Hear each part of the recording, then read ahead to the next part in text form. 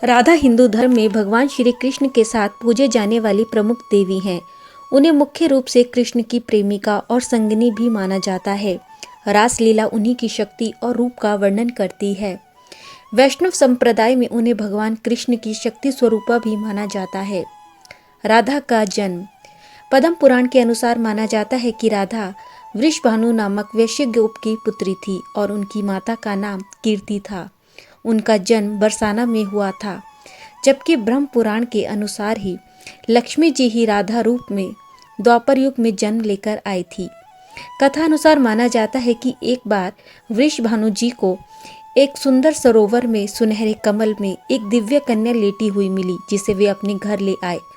लेकिन वे बालिका आंखें खोलने के लिए तैयार नहीं थी। माता और पिता ने समझा कि वे देख नहीं सकती, लेकिन जब बाल रूप में श्री कृष्ण जी से उनका सामना हुआ तो उन्होंने तुरंत ही अपनी आंखें खोल दी। माना जाता है कि राधा का जन्म शुक्ल पक्ष की अष्टमी तिथि में 12 बजे सोमवार के दिन हुआ था। इसी दिन को बाद में राधा अष्टमी दिवस के रूप में मनाया जाने लगा। पुराणों में देवी राधा को लक्ष्मी का अवतार बताया गया है। इसी कारण जब भगवान विष्णु ने द्वापर युग में जन्म लिया तो उनकी प्रियतमा लक्ष्मी ने भी राधा के रूप में जन्म लिया। राधा कृष्ण मिलन, और क्या वास्तव में हुआ था उनका विवाह? कृष्ण और राधा ने जब पहली बार एक दूसरे को देखा तो वे एक दूसरे को देखते ही मंत्रमुग्ध होकर खो से गए थे। जहां राधा और कृष्ण पहली बार मिले थे उसे संकेत तीर्थ स्थल कहा जाता है, जहां आज एक मंदिर है। ये स्थान बरसाना और नंदगांव के बीच है। मान्यता है कि पिछले जन्म में ही दोनों ने ये तय कर लिया था कि हमें इस स्थान पर मिलना है। गर्ग संहिता के अनुसार माना जाता है कि एक जंगल में स्वयं ब्रह्मा जी ने राधा और कृष्ण जी का गंधर्व विवाह करवाया था।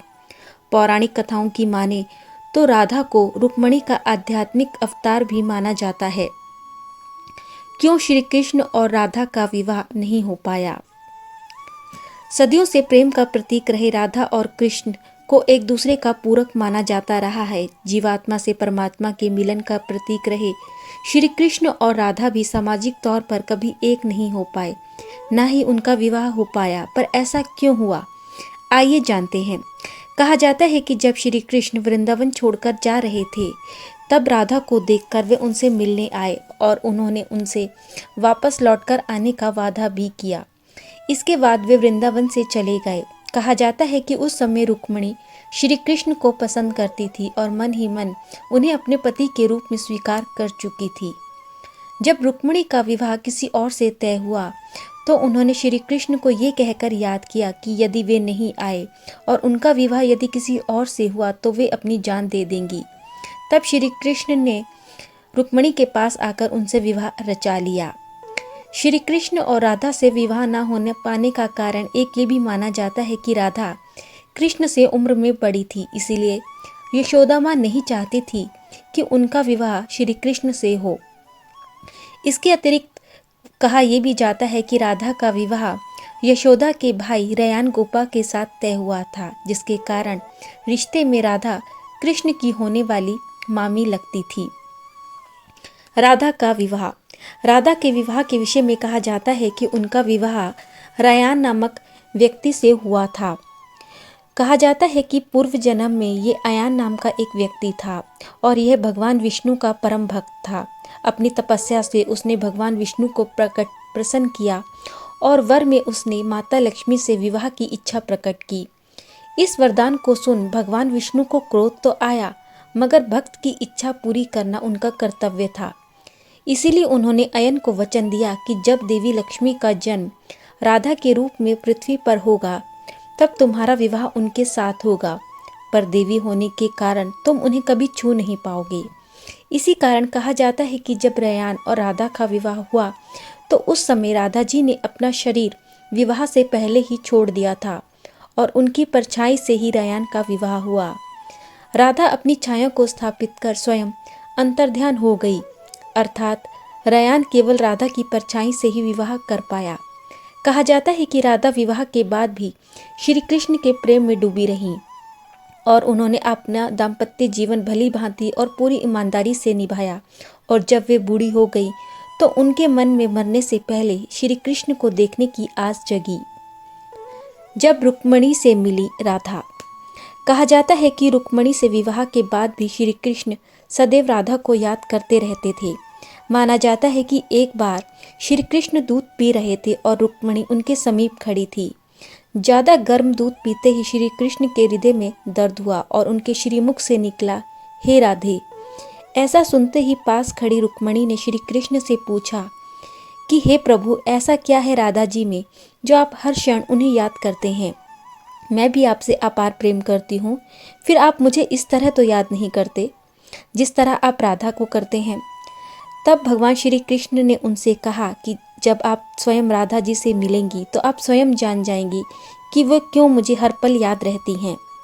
कहा जाता है कि इसके पश्चात रुक्मिणी राधा से मिलने के लिए उनके महल गई। वहां पहुंचते ही उन्हें एक सुंदर युवती दिखी। उन्होंने सोचा कि यही राधा है। पास जाने पर उन्हें पता चला कि ये तो उनकी दासी हैं। दासी ने कहा कि राधा जी आपको 7 द्वार के बाद मिलेंगी। रुक्मिणी ने 7 द्वार पार किए और हर द्वार पर उसे एक से एक सुंदर और तेजवान दासी दिखी।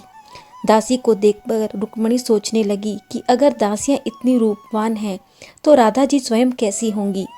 सोचते हुए रुक्मिणी उनके कक्ष में पहुंची। तभी उन्हें एक सुंदर रूपवान स्त्री दिखी।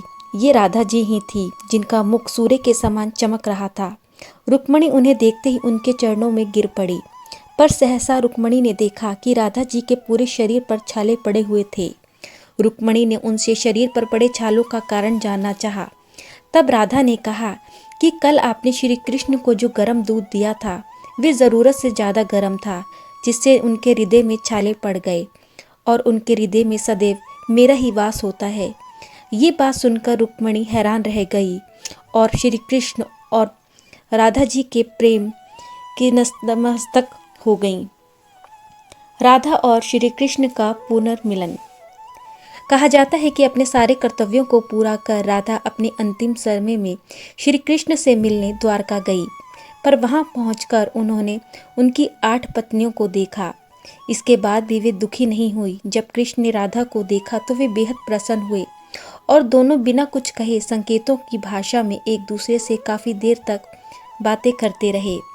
राधा को द्वारका में कोई पहचानता नहीं था। राधा के अनुरोध पर श्री कृष्ण ने उन्हें अपने महल में देविका के पद पर नियुक्त कर लिया। राधा महल में रहने लगी और वहां रहते हुए महल के सारे काम देखने लगी और उन्हें जब भी समय मिलता तो वे दूर से ही श्री कृष्ण के दर्शन कर लेती थी। लेकिन महल में रहते हुए उन्हें ये महसूस होने लगा कि वे श्री कृष्ण से दूर हो गई हैं। ये सोचकर उन्होंने महल छोड़ दिया और दूर जंगल में गांव के समीप रहने लगी। अकेले रहते हुए वे बहुत कमज़ोर हो गई और कहा जाता है कि जब उनका अंतिम समय था तो वे श्री कृष्ण को याद करने लगी। तभी वहां भगवान श्री कृष्ण प्रकट हुए और उन्होंने राधा से उनके जीवन की अंतिम इच्छा पूछी। तब राधा ने कहा कि आप बांसुरी बजाएं और मैं आपकी बांसुरी की धुन सुनूं जो सदैव सुना करती थी। तब श्री कृष्ण ने बांसुरी की धुन बजानी शुरू की और बांसुरी की धुन सुनते सुनते ही राधा ने अपनी देह का त्याग किया। कहा जाता है कि राधा की मृत्यु के बाद श्री कृष्ण ने दुखी होकर उस बांसुरी को तोड़ दिया। प्रेम और त्याग के कारण इस जगत में राधा अमर हो गई। माना जाता है कि जहाँ श्री कृष्ण है वहीं राधा है और जहाँ राधा है वहीं श्री कृष्ण है। कृष्ण अपनी प्रियतमा राधा की आराधना करते हैं, इसीलिए वे राधिका कहलाती हैं। श्री कृष्ण और राधा मानते थे कि प्रेम तन का नहीं मन का संबंध है। इसी कारण वे एक दूसरे से दूर होते हुए भी हमेशा एक दूसरे के साथ जुड़े रहे। राधा जी ने अपने पूरे जीवन को श्री कृष्ण के प्रति ही समर्पित रखा और अपने अंतिम समय में भी वे भगवान श्री कृष्ण के साथ ही रही। अपनी निष्काम भक्ति, प्रेम, सरलता व समर्पण भावना के कारण ही उन्हें भगवान श्री कृष्ण के साथ पूजा जाता है।